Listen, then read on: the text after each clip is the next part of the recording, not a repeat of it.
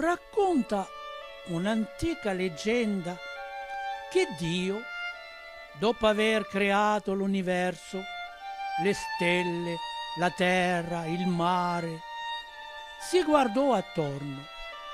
Sì, era tutto molto bello, ma mancava qualcosa.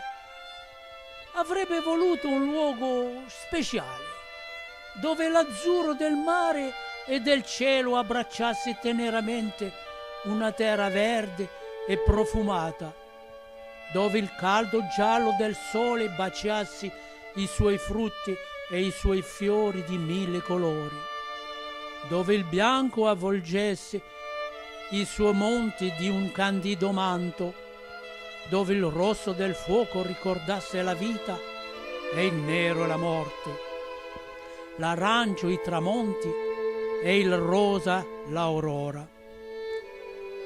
Una terra di canti e colori, di profumo, di gioia e dolori, in cui l'uomo vivesse felice, godendo delle cose più belle.